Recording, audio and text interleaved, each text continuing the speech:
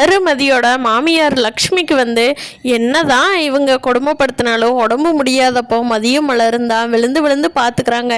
இனிமேலாவது லக்ஷ்மி திருந்திருந்தாங்கன்னா நல்லா இருக்குன்னு நினைக்கிறவங்க நம்ம வீடியோவை லைக் பண்ணிவிட்டு நம்ம சேனல் இன்னும் சப்ஸ்கிரைப் பண்ணாதவங்க சப்ஸ்கிரைப் பண்ணிக்கோங்க.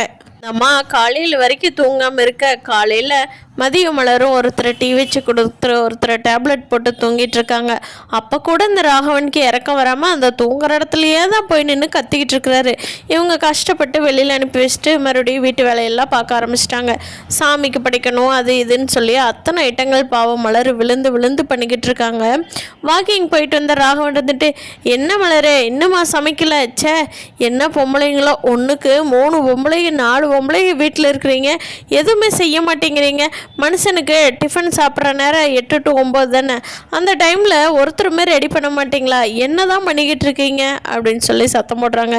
மாமா செஞ்சு தானே மாமா ஆகணும், இன்றைக்கி வெள்ளிக்கிழமை இல்லையா, சாமிக்கு படைக்கிறதுக்கும் செய்யணும், எல்லாமே செய்யணுமில்ல மாமா, அப்புறம் நீங்கள் வந்தது சத்தம் போட்டிங்கன்னா நாங்கள் என்ன பண்ணுறது அப்படின்னு சொல்லி மலர் கேட்க, அப்போ அதுக்கு ராகவன் சொல்கிறாங்க, என்னம்மா வீட்டில் வயசானவங்க இருந்தால் சீக்கிரமாக சமைச்சு வச்சுக்கணும்னு உனக்கு தெரியாதா என்ன? ஒரு தடவையும் சொல்லிகிட்டு இருக்கணுமா? இன்றைக்கி உங்கள் அத்தை நல்லா இல்லைன்னு படுத்துக்கிட்டா நம்மளுக்கு சோறு கிடைக்க மாட்டேங்குது அப்படிங்கிறாரு. என்ன மாமா இப்படியெல்லாம் பேசுகிறீங்க, நாங்கள் உங்களுக்கு செஞ்சு கொடுக்காம வேறு யாருக்கு செஞ்சு கொடுக்க போகிறோம் அப்படின்னு மலர் பேசிகிட்டு இருந்தோம். ஒரு 10 நிமிஷத்தில் கூப்பிட்றேன் மாமா அப்படின்னு சொல்லிட்டு மலர் மறுபடியும் கிச்சனுக்கு ஓடிடுறாங்க. அப்போ மதியம் இருந்துக்கிட்டு ஏங்க இத்தனை ஐட்டம் செய்யணுமா என்ன, செய்யறதுலையே கொஞ்சம் எடுத்து வச்சு சாமி கும்பிட்டோம்னா தீர்ந்துச்சு அப்படிங்கிறாங்க. அதெல்லாம் இல்லை மதி, நம்ம வீட்டில் அப்படியே செஞ்சு செஞ்சு அத்தையும் பழக்கப்படுத்திட்டாங்க, நானும் பழகிட்டேன், வெள்ளிக்கிழமை ஆனாவே எனக்கு கொஞ்சம் வேலை அதிகமாக தான் இருக்குது அப்படிங்கிறாங்க. ஏங்க சாமியாக வந்து இதெல்லாம் கேட்குது, நமக்கு சாப்பிடணும்னு ஆசைன்னா டெய்லி ஒன்று சாப்பிட்டுட்டா போகுது, அதுக்காக ஒரே நாள் இத்தனை ஐட்டத்தை உட்காந்து ஒரு ஆளாக எப்படிங்க பண்ணுறது அப்படிங்கிறாங்க. அப்புறம் பின்ன வேறு என்ன மதி, வீட்டில் இருக்கிற சும்மா இருக்கிற அப்போ இது கூட பண்ண முடியாதான்னு கொஸ்டின் வரும் அப்படிங்கிறாங்க. ஏங்க சும்மா இருந்தால் அதுக்காக வெரைட்டியாக ஹோட்டல் ஆட்டுவாங்க செய்ய முடியும் அப்படிங்கிறாங்க. சரி மதி இன்றைக்கி ஒரு நாள் தானே, அடுத்த வாரத்துலேருந்து நம்ம குறைச்சிடலாம் அப்படின்னு சொல்லிட்டு இன்னைக்கு செய்ய வேண்டிய வேலை எல்லாமே செஞ்சுக்கிட்டு இருக்காங்க. மலர் தூங்கி எந்திரிக்கிறாங்க லக்ஷ்மி. அப்போ ராகவன் வந்து என்ன லட்சுமி இன்ன வரைக்கும் தூங்குற ஒரு பொம்பளையா அப்படிங்கிறாங்க. ஏங்க விடிய நான் தூங்கவே இல்லை, நீங்களும் பார்த்துக்கிட்டு தான் இருந்தீங்க, லைட் போடக்கூடாதுங்கிறீங்க, ஃபோனில் லைட் அடிக்கக்கூடாதுங்கிறீங்க, அப்புறமா மாத்திரை வாங்கி நான் இப்போ சாப்பிட்டு இப்போ தாங்க கொஞ்சம் தலைவலி பரவாயில்ல அப்படிங்கிறாங்க. தூங்கி எந்திரிச்சு மதி மலர் இருக்கிற கிச்சன் பக்கம் போகிறாங்க. எப்போவுமே ராகவனை பார்த்துட்டு ராகவன் கூடவே இருக்கிற லக்ஷ்மி இன்னைக்கு தான் கிச்சனுக்குள்ளேயே போகிறாங்க. அப்போது கிச்சனுக்குள்ளே இருக்கிற மதியம் மலரும் என்னத்த பரவாயில்லையா அப்படிங்கிறாங்க. பரவாயில்ல, உங்கள் 2 பேர்த்துக்கு தான் நீங்கள் கரெக்டான டைமில் டீ வச்சு கொடுத்து மாத்திரை கொடுக்கலன்னா இந்நேரம் என் மண்டையே வெடிச்சிருக்கும் அப்படிங்கிறாங்க. இல்லைத்த இப்போ பரவாயில்லன்னா ஓகே, இன்னொரு டைம் டீ குடிக்கிறீங்களா அப்படின்னு சொல்லி மதி கேட்க, மலர் இருந்துக்கிட்ட மதி அதோ அங்கே இருக்கு பாரு மதி, அதில் இருக்கிற டீயை அப்படியே சூடு பண்ணி கொடு அப்படின்றாங்க. அதுக்கு லக்ஷ்மி இருந்துக்கிட்டு என்னது டீயை சூடு பண்ணி தர்றதா, ஏன் மலர் எனக்கு புது டீயெல்லாம் இல்லையா அப்படிங்கிறாங்க. அத்தை இப்போ தாங்க அத்தை நாங்களும் வச்சு குடித்தோம், உங்களுக்கு மட்டும் என்ன நான் என்ன நேற்று வச்ச டீயை கொடுத்துருவேன் அப்படின்னு சொல்லவும், அது சரிதான், ஆனால் இவர் பாரு மலர் நைட்டு பயங்கரமாக தலைவலிக்குது, என்னால் தாங்க முடியலன்னு சொல்கிறேன், எந்திரிச்சு என்ன மாத்திரை வேணுமா என்ன வேணும் எதுவும் கேட்கல, லைட்டை போடாத அதை இதையும் உருட்டாத நான் தூங்கணும் அப்படின்னு சொல்கிறாரு மலர். இவருக்காக நான் எத்தனை செஞ்சுருக்கிறேன், இத்தனை வருஷமாக அவருக்கு உடம்பு முடியலன்னா எனக்கு உடம்பு முடியாத மாதிரி பார்த்துருப்பேன், இப்போ பாரு எனக்கு முடியாதப்போ ஒரே நிமிஷத்தில் என்ன தூக்கி எறிகிறாரு சே அப்படிங்கிறாங்க. மதி சொல்கிறாங்க, ஆமாம் நீங்கள் ரொம்ப தான் வேறு தலையில் வச்சுக்கிட்டு ஆடுனீங்க, எல்லாத்தையும் ஒரே மாதிரி நடத்துங்கன்னு சொன்னால் நீங்கள் அதை புரிஞ்சிக்கவே இல்லை, அப்புறம் அப்படி தான் பண்ணுவாங்க, ஒருத்தருக்கு அடிமையாகவே நம்ம வாழ்ந்து பழகிட்டோம்னா நம்மளை யாருமே மதிக்க மாட்டாங்க, அதுக்காகத்தான் சொல்கிறது எல்லாருமே சுயமாக நிற்கணும், சுயமாக எல்லாமே பார்க்கணுன்னு சொல்லி, நீங்கள் கேட்டால் தானே, இன்னி அதுக்கு என்ன பண்ணுறது, ஒன்றும் பண்ண முடியாது அப்படிங்கிறாங்க.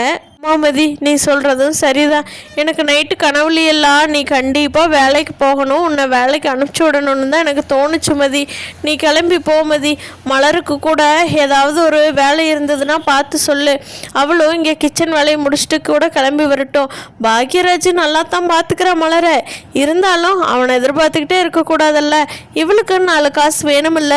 அப்படின்னு லக்ஷ்மி சொல்றாங்க. லக்ஷ்மி சொன்னதை கேட்டதும் மலரும் மதியும் திரும்பி திரும்பி என்னது நம்ம வீட்டில் என்ன அதிசயமா நடக்குது அப்படின்னு நினைச்சு திரும்பி பார்த்துக்கிறாங்க. மலர் தன்னோட கையவே கிள்ளி என்னது நடக்கிறதெல்லாம் உண்மையா அப்படின்னு சொல்லி பார்க்குறாங்க.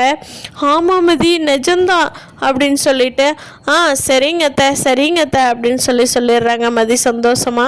அதுக்கு மலர் இருந்துக்கிட்டு சரிங்க, எனக்கு இன்னைக்கு இன்டர்வியூ ஒன்று இருக்குது, நான் போய் அட்டன் பண்ணிட்டு வரேன். உங்களுக்கு தலை வலிச்சதுன்னா சொல்லுங்கள், நான் இன்னும் ஏதாவது வேறு டேப்லெட் வாங்கிட்டு வர்றேன், இல்லைன்னா ஹாஸ்பிட்டல் போகலாம் அப்படிங்கிறாங்க. இல்லை மதி, எனக்கு இப்போ நல்லா இருக்குது. மலர் ரசம் வச்சு கொடுக்க சொல்லி சாப்பிட்டேன்னாவே எல்லாமே சரியாயிரும். மறுபடியும் கொஞ்சம் நேரம் படுத்து தூங்குறேன், எல்லாமே சரியாயிரும் மதி, நீ போயிட்டு வா அப்படின்னு சொல்லி அனுப்பிச்சி வைக்கிறாங்க. அப்படியே இந்த சீன்லாம் பார்க்கறதுக்கு மலருக்கு பயங்கரமாக இருக்குது. நம்ம வீடா இது அப்படிங்கிற மாதிரி.